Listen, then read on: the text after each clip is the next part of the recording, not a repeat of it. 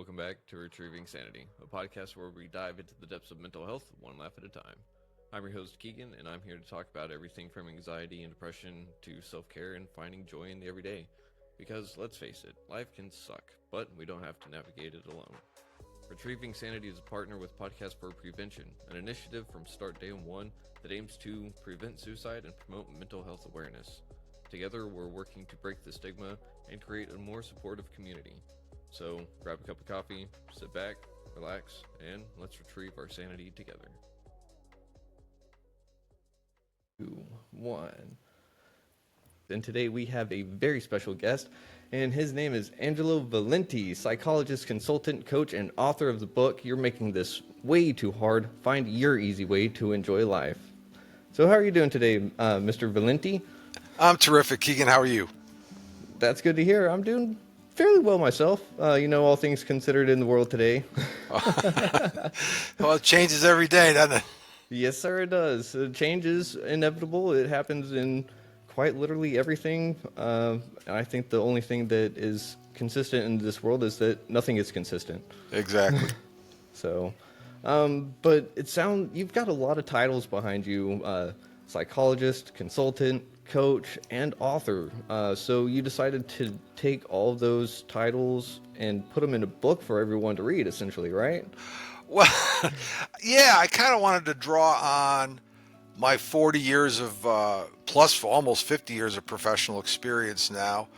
And the reason I wrote the book was because in my consulting and my coaching practices, I've seen so many people who are overcomplicating their life that I wanted to give them a roadmap to make things a little simpler and realize that you can enjoy life and it doesn't have to be that hard. Yeah. Okay. So, to me though, life has always been difficult, right? But you're saying it doesn't have to be hard. How is that? Well, I think a lot of people make things more difficult than they need to in a variety of settings, both in personal settings and professional settings. And really, I broke my book down into several sections. The first section being how the systems around us influence us or affect us. And there are so many systems that do surround us that it's sometimes hard to realize how much they do impact it. When you think about the communication systems, the education systems, work, governmental systems, and all those are broken down into several subsystems, and there's really no time during our day when one or more of those systems isn't impacting us. Yeah.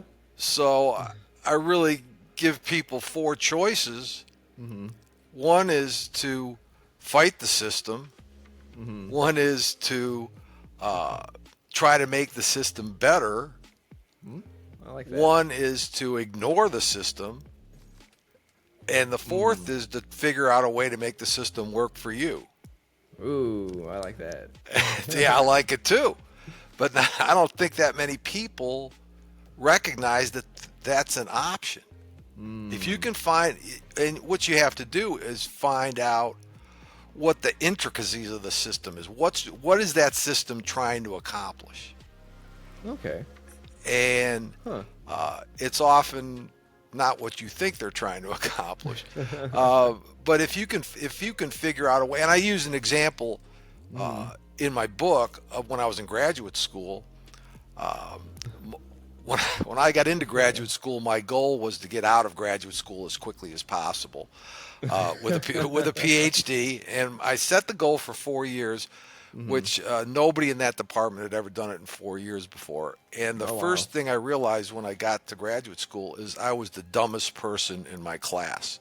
Oh no. I wasn't dumb, but I got into graduate school after all. But I was not as brilliant as some of my fellow students. But there are a few things I figured out very quickly about that particular system within that department of that graduate school at the University of Georgia. And one of the first things I figured out was that professors do not like to be argued with. So Yeah. once Yeah. and it only took one or two classes for me to figure that out.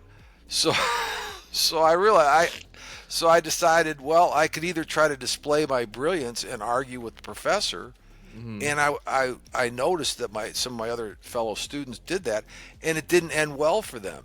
They ended Mm-hmm. up having a lot more work to do, and the Yeah. professors kind of looked at them more cynically or skeptically than me. I just kept my mouth shut and nodded my head and took good notes and did well on Mm-hmm. the tests. And I kind of breezed through my classes. Mm-hmm. The second thing I realized is that all of the professors in the department had to publish Hmm.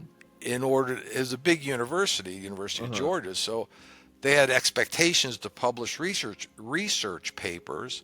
Uh-huh. So when it came time for me to do my master's thesis, back then we had to do a thesis and a dissertation, two research projects. I think you only have to do one now.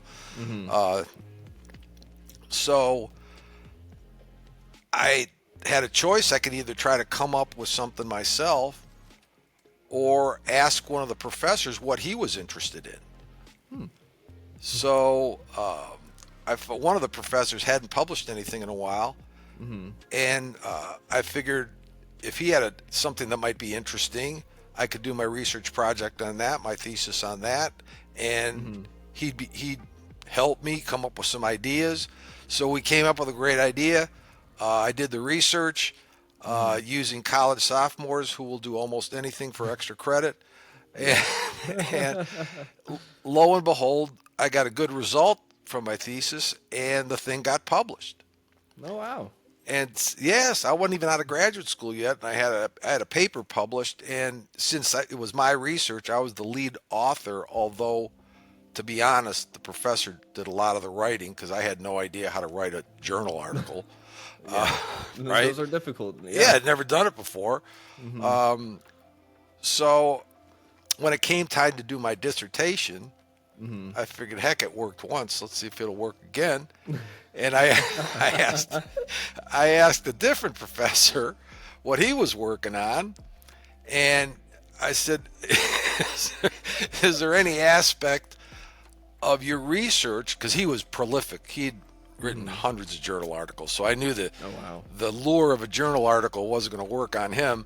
So I had to try Uh-huh. a different approach. So is there some aspect of your research that you haven't investigated yet? And he Hmm. said, yeah, well, I kind of been thinking about this. I said, well, do you think that'd be a good dissertation topic? Mm-hmm. And he said, yeah, I think it'd be terrific.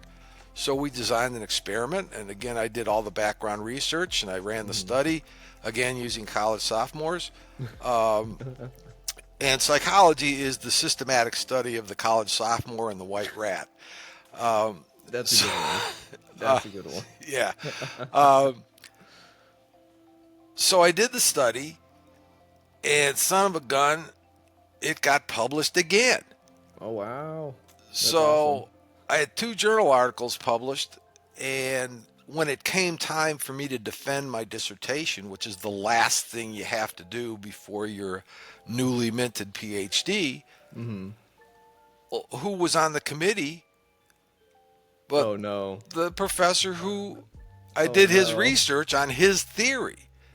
So when a Oh, tough that's. question came up from one of the other professors about my research, Mhm. before I had a chance to answer, he jumped in and answered for me because he was going to defend his own theory because it was his theory.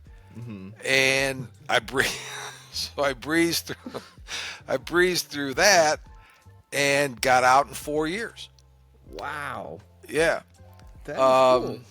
So then my next challenge was I got to find a job. This is Mhm. 1975, and Mhm. my goal was to be a college professor. Hmm. So I started applying for teaching jobs and found Mhm. one at Oklahoma City University. Oh, okay. So I moved from Georgia to Oklahoma City, which Yeah. is a northern suburb of Texas, where you're living, Yes, and, sir. and started teaching psychology there, Oh wow. which I loved. I loved teaching. Mhm. Um, and after a year there, the dean of the College of Arts and Sciences asked me if I'd like to be the chairman of the Department of Psychology, Wow. which came out of left field because the guy that hired me was the chairman of the Department of Psychology. Really? And I said, we already have a chairman.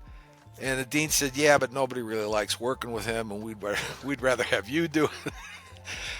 So I said, okay, is there more pay involved in this? And he said, no.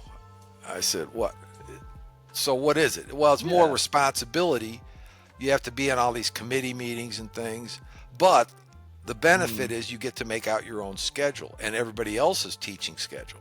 Ooh. So that's it. And that's pretty big because you're only teaching 8 hours a week. Wow. Four classes, 2 hours, Mondays and Thursdays or Tuesdays and Fridays or whatever. Yeah. So I made out the premium schedule for myself. I was young and naive and selfish, I guess. But what it allowed me to do, when you're teaching, a lot of people don't know this. You have a lot of time on your hands. And this was a small school, so there wasn't that research requirement. So I had time to play a little golf, play a little tennis, and teach 8 hours a week. And, I'd spend some time in the office working with students who had extra questions and things like that.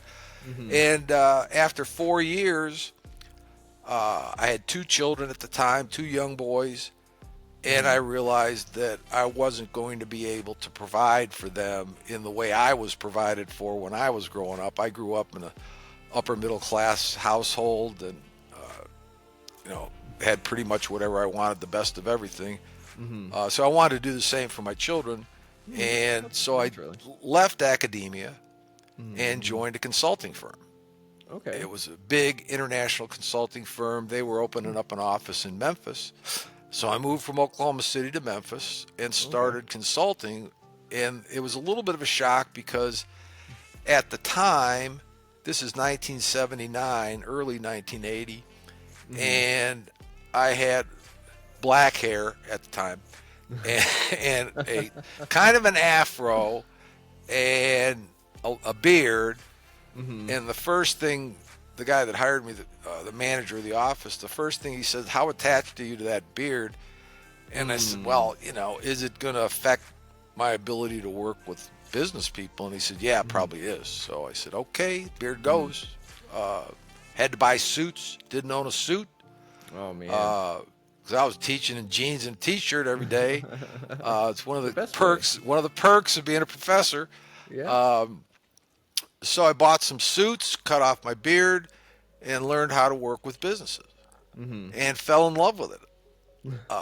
And I really love working with business people because they're forward thinking, and they're willing to take risks. Yeah. And they don't know a lot about psychology, especially about people. They know their business up, down, and sideways, but they're not good at reading people or understanding what it takes to build a team. Yeah. And if the people that build successful teams almost do it by accident, unless they've got some help. So I really loved working with businesses. They taught me a lot. RHR International was the name of the firm. I'll give a shout out to them. And in 1982, I had developed a client relationship with a gentleman in Nashville, and he had a big life insurance agency, part of Northwestern Mutual Life, one of the biggies. Okay. Oh, wow. Yeah, it was a top 10 agency. They had offices in Nashville and Knoxville and Kingsport and Chattanooga and Huntsville, Alabama and Florence, Alabama. So I mean, it was a big operation. And he really liked what I was doing for him, and I liked working with him. We really hit it off. But he didn't like paying the big national consulting firm rates. So he asked me, would I be interested in moving to Nashville and setting up my own shop? And he said, I'll help you. I'll make it easy for you. I'll give you an office, and you can run your phone, your health insurance, all that stuff through me. And I'll guarantee you what you made last year. Oh, wow. So, yeah, I'm 33 years old. And I said, well, that's the typical godfather made me an offer I couldn't refuse, so I took it. Moved to Nashville and started my consulting career. There's my own consulting business, I should say, and have been doing it ever since. Be 43 years come June 1st. Wow. And have loved every minute of it. I've got great clients. I have clients that I've worked with for many, many years, and some new clients thrown in too, which is always fun. Learning about new industries and new businesses. And it really led me to the point where I've always been too, quote unquote, too busy to write a book, but I had some time, and this book has been bouncing around in my head for a few years, so I decided I was just going to go ahead and write it. There you go. So that's the quick and dirty of how I got to where I am today. Oh boy, that is quite an adventure. Yes. That, I mean, first of all, congratulations on completing your degree and everything within the first 4 years. It was correct. Correct. Wow, that's impressive. And I've also got to say that kind of luck having the professor up on the board while you're defending the dissertation. That kind of feels like that would have been my luck. Like, of course he would be up there too. Like, Right. how did you feel in that moment? Because I don't know exactly what emotion it would have been. It would have been a couple of them. And how did you feel whenever he was defending for you, I guess is the better Keeping in mind that my goal was to get the PhD. You didn't really... I didn't do anything illegal, immoral, or unethical, or fattening.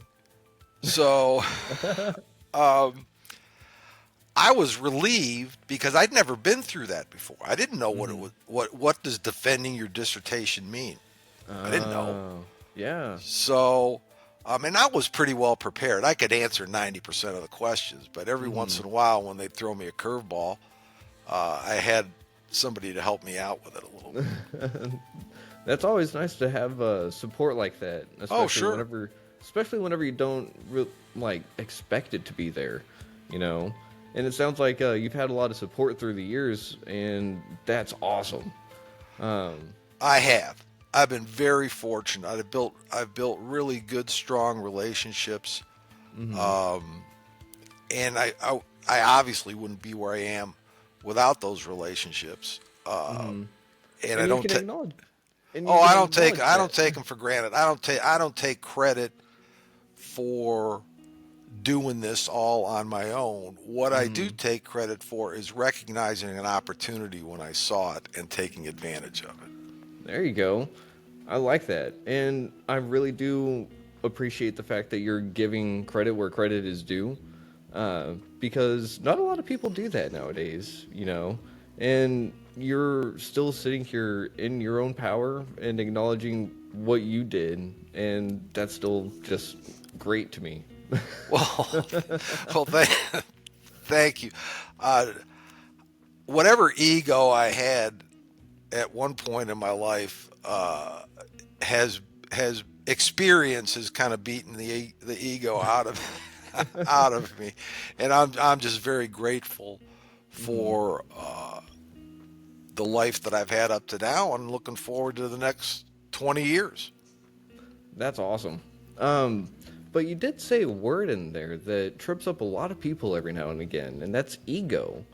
Right. So, ego is one of those things that everyone has one, right? Oh, absolutely. Whether people like to say they killed it or not, everyone has one.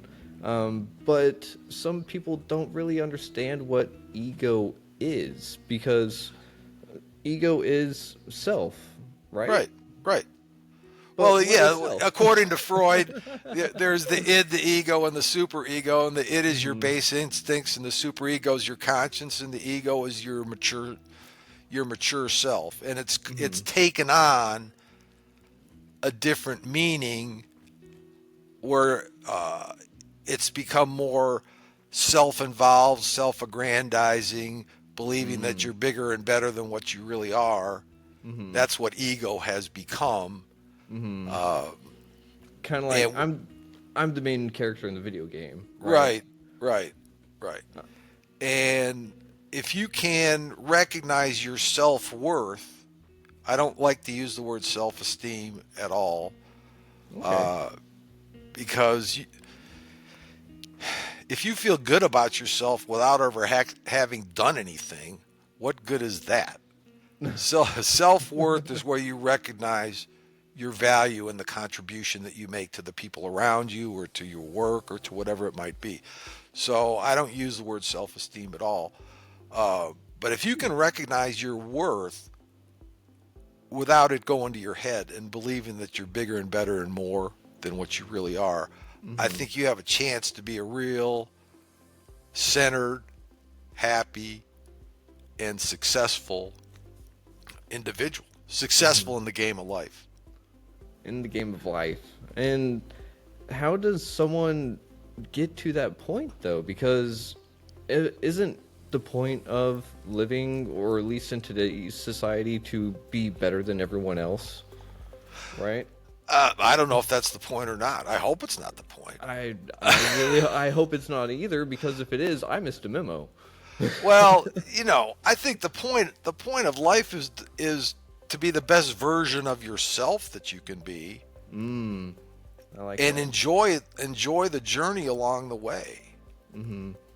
Because it's very unlikely that you're going to be the best in the world at anything, right?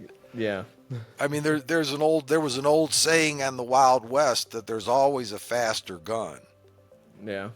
So if you can just work on being a little bit better than you were yesterday, a little bit happier than you were yesterday, a little healthier than you were yesterday, a little smarter than you were yesterday, I think that's a recipe for enjoying your life.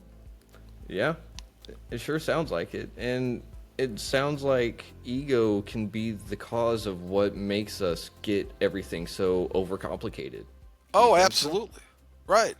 Well, I think one of the things that drives people's egos these days is social media. Oh, yeah. I mean, Yeah. they judge their whole life by how many likes did I get? How many new followers do I have? How many videos can I make? And other people start comparing themselves to what they see on social media without realizing that what you see on social media is exactly what the other person wants you to see on social media. You don't know how many takes it took. You don't know how many filters were applied to that video or picture or whatever it might be. And you're seeing the highlight reel of somebody else while you've got the blooper reel of your own life spinning around in your brain. So you can't compare that. So that ends up making people feel miserable because they don't measure up to some artificial, scripted, edited, fake presentation on social media. Yeah. Yeah, and I think social media was great in its inception, especially. And it had its moments, and it still has moments where it shines, but it's largely outshone by doomsday scrolling and Right. everything. Yes. But I do think it's good that people can express themselves on social media. But like you said, it's whenever I start to sit there and compare my blooper reel to everyone's highlight reels. Right. So I'm like, man. And I know whenever I first started making like this podcast, for example, if I was doing a 10-minute episode for whatever reason and I would mess up early on, I would sit there and I would retake. Right. And it would just end up making it complicated. And I would get frustrated. I would end up losing my original thought because it was just, I have to get it perfect because all these other podcasters can do it so good. And then I realized, oh wait, there's editing. I gotta Right. edit. Right. And I've been on enough podcasts now. I'm probably 30 or 40 of them by now. That Oh I, wow. the the best podcasters are the most authentic. Mm-hmm. The ones who are And just that's good. they're just being themselves. Yeah. And the artificiality comes through. Mm. At least it does to me. Oh yeah, because you're a psychologist. You can tell whenever people are sitting there and they're more robotic. They're, um, waiting for a cue of Right, some right. sorts, I guess. How do you tell if someone is artificial, quote unquote, or trying to make something scripted? Well, their questions sound canned. Oh yeah, that's a good one. Uh, and the follow up question, they don't ask good follow up questions Mm. because the follow up question might be taking them in a direction that they weren't planning on going. So they have Uh, to think of the question off the top of their head. And it's not as good a question because they didn't have time to think about it. I can admit I've been there, Oh, sure, but everybody gets there every once yeah, in a while, sure. but I do love chasing rabbits because we don't know where they'll necessarily end up. Um, and I think that that's part of life too, and it's also part of trying to find the easier route, right? Because the easy route isn't always the one right in front of us, is it? Oh, no, no, it's not. Uh, but what somebody told me one time that so many people, when their ship comes in, they're waiting at the airport. Hmm. Ah. So they, right? So what I mentioned earlier was one of the things that I'll give myself credit for is recognizing when an opportunity had presented itself Mm-hmm. and taking the risk Mm-hmm. to pursue that opportunity. I mean, I started my consulting practice in 1982 in Mm-hmm. the middle of a recession in a Yeah. new city where I knew one person. Oh boy. And That's crazy. I had a lot more people telling me I was stupid than there were people telling me go for it. Mm. Yeah. But there's always going to be people to tell Mm-hmm. you don't do it. It's stupid. It's not going to work. Why are you doing that? I'm sure when you started your podcast, there were people going, "What do you want to Mm-hmm. do a podcast for?" Right? Yeah. Yeah. There, sure. Uh, But I, you were passionate about it and you were determined to do it, and by God, you did it. yeah. And And here I am. you're having fun doing it. Oh yeah, I love this. Sure. Uh, And do all those people who told you don't start a podcast, do they have a podcast? no, Did they write a book? no, I don't think so. Did they start their own business? Maybe one I or two of them. yeah, maybe Maybe. one or two. Maybe. Yeah. Yeah, maybe. Okay, but it's okay for them to take chances in their life or live their experience, Mm-hmm. Yeah. but they don't Because want you to do it too. yeah, because it's that I got to be the main character in my story, Right. kind of thing. Yeah. Um, so whenever it comes to people telling you you can't do that, you shouldn't do that, I assume you would first look at your self-worth, right? Because that's kind of where a root would be, a rock of sorts. Absolutely. If you know what you're capable of, and Hmm. the only way you're going to know what you're capable of is to move outside of your comfort zone every once in a while. Mm. But Because it, oh, the comfort zone, the problem with the comfort zone is it's comfortable, mm-hmm. right? Yeah, So, exactly. but you're never going to achieve all that you're capable of if you settle for what feels good right now, what feels comfortable. Mm. It's all like exercise, right? Yes. Yeah, if say all right, I'm going to build up my body, right? So Mm-hmm. I'm going to do 5 curls with each arm with 5 pounds on each arm. I mean, it's not going to work. It's easy, Yeah. but you're not going to get the results you want. No. You're going Uh-uh. to get the results you want by pushing yourself. Mm-hmm. And So, go ahead. I was just going to say, how do we know when we push ourselves too far whenever it comes to being uncomfortable, though? Well, that varies from person to person. Some people are real comfortable being uncomfortable. So they just keep pushing themselves until, well, you get to a point where you recognize you just can't go any further. You've pushed your body or your mind or whatever to the limit, or you've taken a risk that's gotten to be dangerous. I mean, you'll see a lot of addictive behavior where people start out. We'll use gambling as an example. Okay. Okay, you can start out just casually betting $10 on a football game, and that can escalate for some people to the point where they lose everything. They lose their business, they lose their family, they lose their house, they lose everything. But those people don't know when they've reached their limit. And that's Yeah. that's basically what an addiction is, right? Yeah.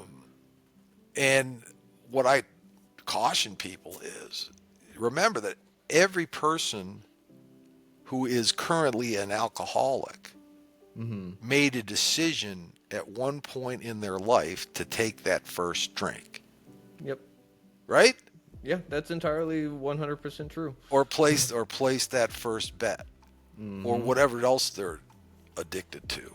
Yep. So there was a choice made there that led them down a path. And one of the great things that people can do is begin to take responsibility for the choices that they've made and recognize that they made those choices.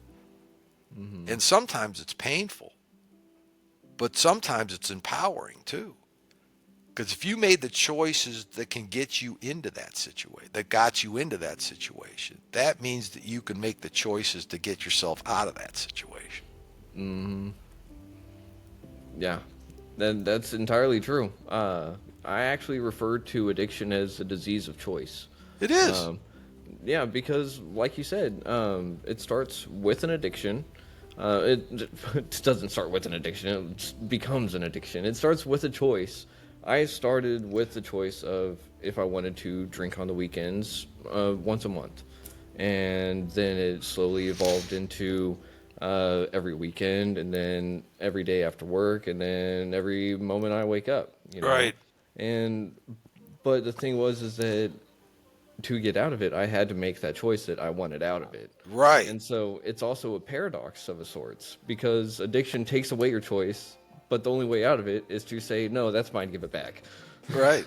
Well, yeah, and it takes a certain amount of inner power and will and determination, and it's not easy.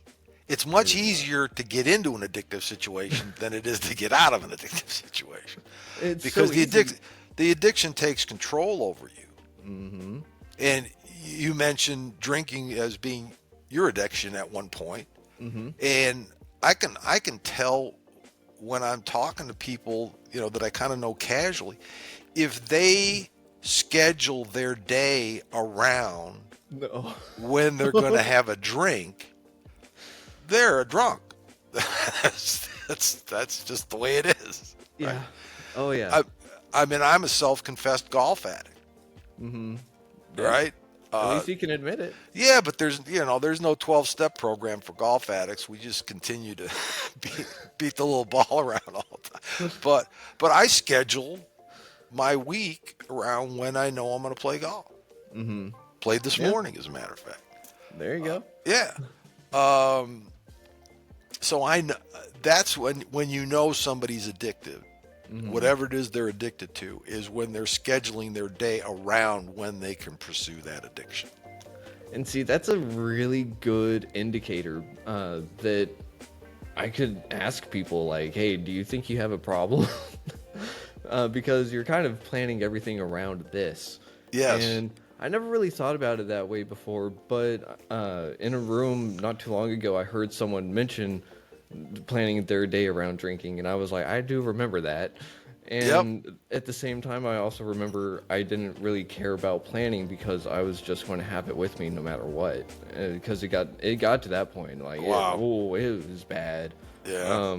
But the thing is that it really did take that choice to start, but it took a choice to get out, and that choice to start was a slippery slope. And like you said earlier, it's easier to get in it than it is out. Right. But why do you think some people choose to stay in it whenever they realize, oh, well, wait, no, it goes back to the comfort zone? It's because people are comfortable, they're comfortable in their addiction a Well, lot of the time. not only are they comfortable in it, they've built their whole life around it. Yeah, yeah. So if you decide to break from an addiction such Mm-hmm. as alcohol, you're Mm-hmm. probably going to have to get new friends Yeah. because all your friends drink a lot too. Mm-hmm. And Yeah. you may have to change some of your social activities. And Mm-hmm. you may have to change a lot about the way you live your life Mm-hmm. because you've structured so much of your life around that. Mm-hmm. And that's the hard part because you're venturing into the unknown. You don't know what the new life is going to be like. But what if it's better? Yeah, exactly. Exactly. Yeah. I know that that question got me a couple of times whenever I was in my active addiction. They said, well, what if it was better if you quit? And I kind of sat there and said, well, I don't know. You Right. know, because I literally didn't know. I couldn't see anything besides where I was at. Um, and do you think that people that don't ever admit having an addiction to something have an addiction to something? Look at their behavior. Ooh. That's all I can tell you. Just look at their Okay. behavior. Then, I mean, I don't know. I mean, hang on just a second. Oh, yeah, sure. Yeah, yeah, yeah. Phones are the biggest addiction I think nowadays. Well, Um, it's you get a dopamine hit, you get immediate gratification, mhm, you get a chance to not deal with the rest of the world for a little while. mhm. All the things that might be bothering you, you can lose yourself in your phone. Yeah. And I It think when you see people in the same room texting one another, oh, that's bad. you know you've got a serious communication issue going on, Mhm. right? Oh yeah. So I think we're more connected and more isolated at the same time than we've ever been. How do you think we would fix that though? Because doesn't that it would require some form of connection beyond the phone, wouldn't it? Or do you think that there's something that can be utilized through the phone and social media to foster better connections? Well, I think if you use social media, for example, if you use it, I don't want to say appropriately, effectively, let's say. Yeah, I mean, I like here I that. am bashing social media. I'm on TikTok, I'm on X, I'm on Instagram, I'm on Facebook, so Hmm. It's there. it's a way to get me out there a little bit, which is Hmm. was painful for me at first, but I hired a social media manager to help me with it because I'm not good at it. I need to Um, get one of those. but I don't use it to decide what I want to buy. I don't use it to decide what I want to wear. I don't use it to decide, who my friends are going to be. Hmm. I use it more for entertainment. Mm. I love some of the memes that people put out, even though they really have way too much time on their hands if they're doing this stuff. But I can laugh at it. I can think it's Yeah. terrific. Um, Uh-huh. but so I'm using it as a tool Hmm. instead of as a companion. And Ooh, hurt. That hurt everyone that just heard that. yeah, Uh, well, truth hurts sometimes, right? yeah.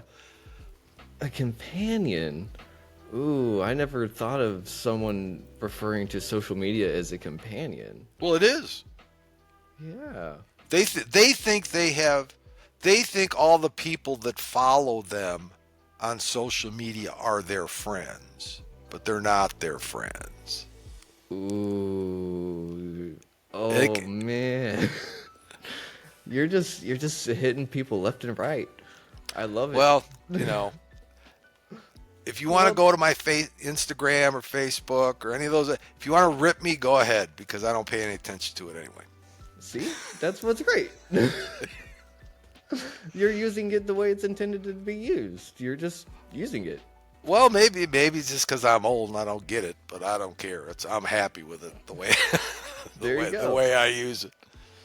But that's the thing too, is that you're happy with it the way that you're using it. Yes. And you're not trying to overcomplicate it. You're sitting there, you're saying, this is a tool to communicate with the world. I'm going to do that. Yeah.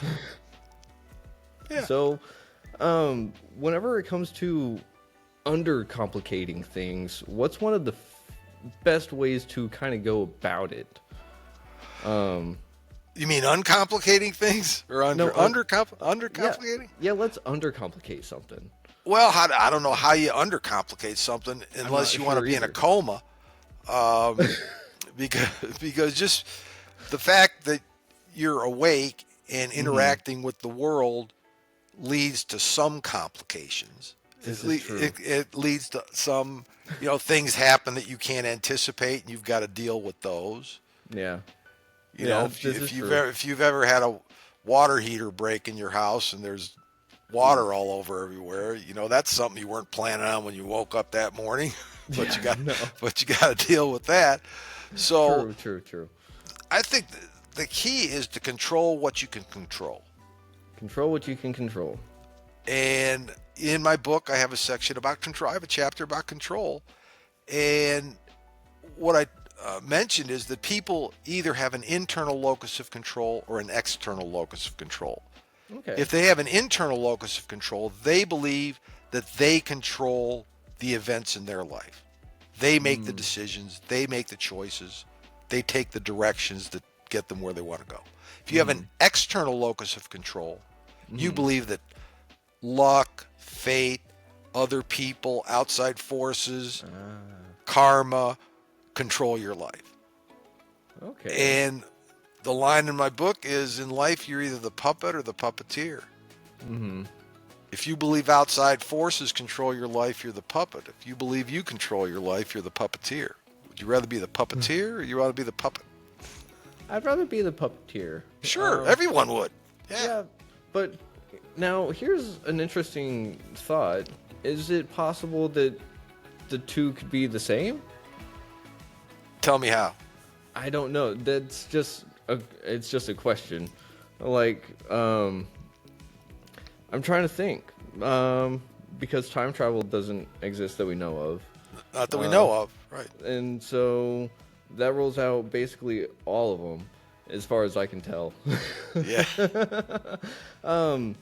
But no, being the puppeteer, to me, a lot of people I think shirk away from it because there's a level of responsibility. There's accountability. accountability associated with it. You hit the key word, accountability. What's wrong with being accountable? Well, if it breaks, it's my fault. So I don't. It's not my fault. I Well, don't want it to be my fault. but too bad. It is your fault. Ah, man. But that means you can also be accountable for the good things that happened to you in your life.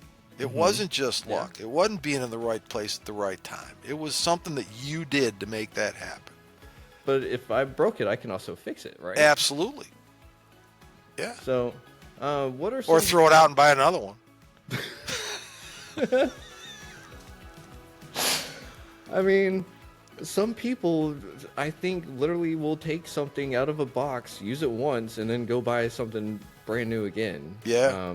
And I'm not one of those people, thankfully, but at the same time, I don't know how people could afford that. Well, they can't. What they're doing is mortgaging their future for the instant gratification. Ooh.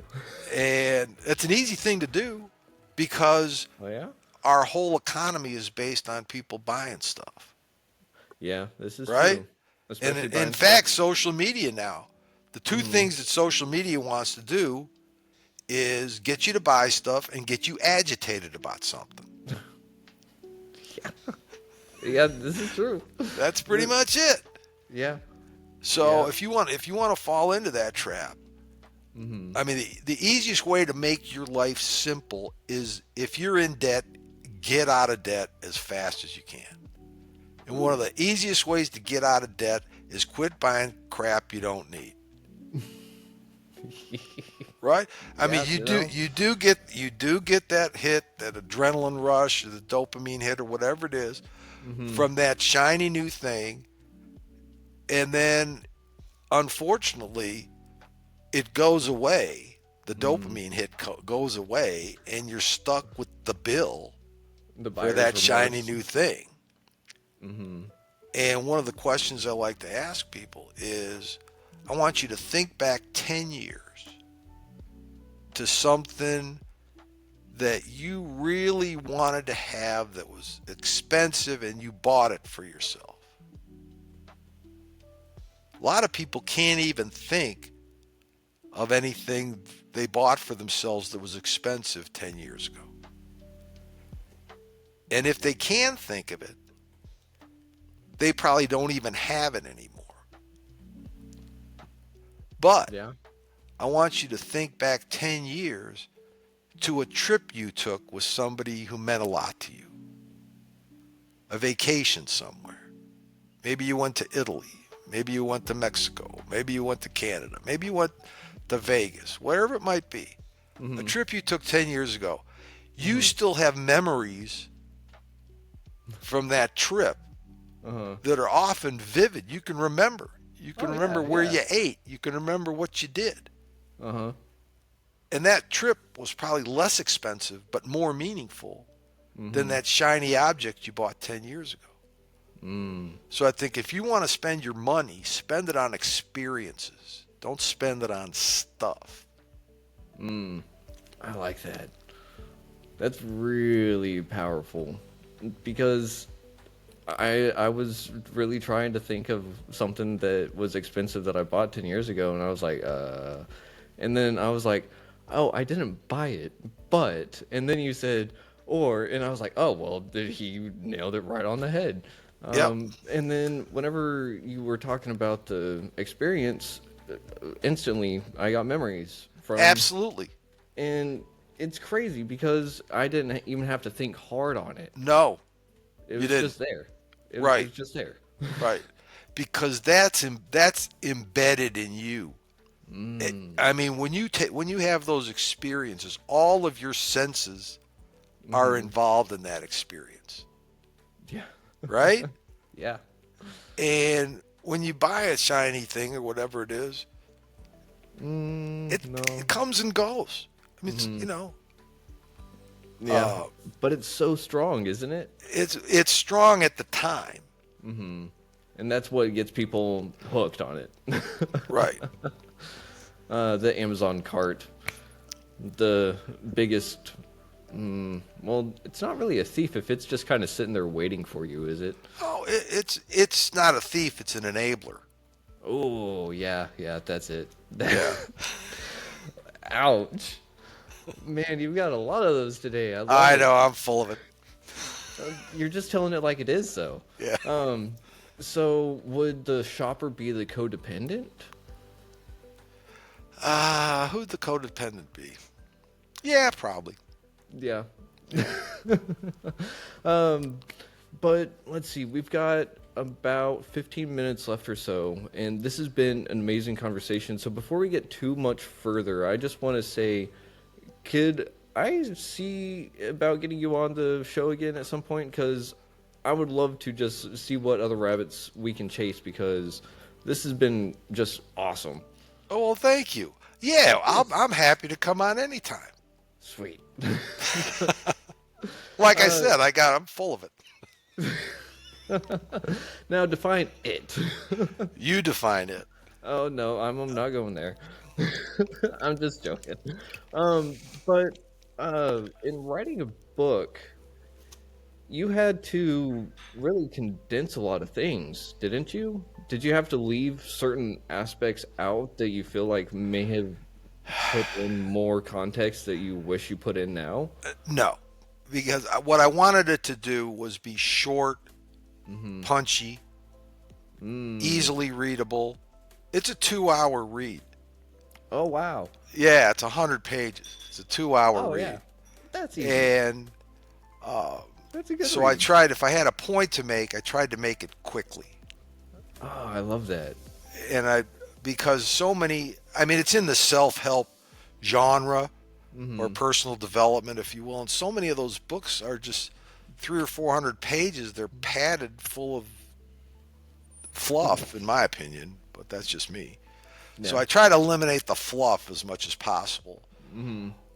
Although I told a lot of personal stories in the Mm-hmm. book because, when they're my stories, it's my book.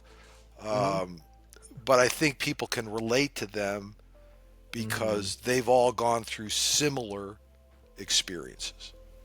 Mm-hmm. And that's something that's very powerful, I think, is creating that moment of being able to say, I can resonate with that story. I can resonate, or I remember a time that was similar to this, because that's whenever a lot of people start to go, oh, hey, that was me being the main character, you know? Right. Um, and man, personal stories are just one of those things that I love getting on the show too. So maybe if you got some personal stories, we could get some of those on there too. But I would really like to dig into some of the book. Man, I don't know. Like I said, we just got so many rabbits we can chase. Oh, I sure. love this. Yeah, me too. Um, but real quick, do you have any socials? Well, of course you got socials. We've been talking about socials all night, apparently. Right. What websites would you like people to go to visit you for your consultations and stuff like that? Sure. First thing is my excuse me, my book's available on Amazon, Audible. I went in the studio, did an Audible version of it. Nice. Um, Barnes and Noble, Draft to Digital. It's available on my website, which is angelovalenti.com. Okay. And if you buy it on my website, I have I charge more for an autographed copy, but if you listen to this podcast and want to buy my book off my website, I'll autograph it and I won't charge any extra for it. How's that? Ooh. It's angelovalenti.com. Uh, I'm on LinkedIn. Just search my name. I'm on Instagram, Facebook, X. Don't do much on X. TikTok. I make a lot of TikTok videos just where Ooh. I do short versions of the same kind of nonsense that I've been spewing here. It's not Uh, nonsense. It's been making sense. yeah, the people that like it a lot. Um, but it's just me telling stuff that I want to get out there. People want to listen to it, great. If not, scroll on past. Just swipe up. I love it. Well, we'll keep all of this in mind for everyone that listened to that. And once a reference, y'all can go to retrievingsanity.com and you'll be able to find his profile. Can I And hold up my book at the end? They're yes, you right can. there. It's a great cover. It's backwards, but Ooh. it's a great cover anyway. It's not backwards for me. I can Oh, good. see you're Perfect. making this way too hard. Angelo Valenti, PhD, Yep. with the Enjoy Life and the signs all over the place. Yeah. So, um, and man, do you have any last words that you'd like to leave with some people? Because, I mean, it's not just all about taking the fluff out of things to make it easy and enjoyable, right? It's not just spending money on experiences. It's not simple making life simple, right? Well, I guess if I had one thing to leave people with is you are the product of all of the decisions you've made up to now. So if you want your life to be better, make better decisions. and you're in control of those decisions. Yeah, I like that. And I think that could be a good starting point for our next conversation. Sure. Because, you know, if I'm doing so good where I'm at, but I want to do better, but I don't know what to do that is better, what do I do? Right? That's a subject for a different day. That'll be Yeah. that'll be our next podcast. All right, that sounds like a good one to me. But I'm trying to think. We got your socials. We got some great content out. We got the live stream going. Oh yeah. Do you know a magical 3-digit number that people can call whenever they are in a crisis? That's not 911. No, I don't. So, if someone is suffering suicidal ideations or in a crisis of that nature, they can dial 988. It is the National Suicide Prevention Hotline. Boy, that's great info. I'm glad you said that. 988. I'll never forget it. Yep. If we can teach our children how to dial 911, why don't we teach our friends and loved ones how to dial 988? Just Absolutely. So, but again, this has just been a great episode. I loved it. And I'm looking forward to our next conversation whenever we kind of talk about if things are going good and I want it to be better, but I don't know where they're going to get better, what do I do? Somewhere along those lines. I'll refine it. We'll tweak it by the time the episode's ready to air. Yes, sir. That's correct. And for everyone out there, I just want to say thank y'all very much for listening to Retrieving Sanity on Mold, Riverside, YouTube, wherever you watch it, or listening to WDJY 99.1 FM. And Angelo, do you got any last words? Go out there and enjoy life. You only get one shot at it, man. Do it right. I love it.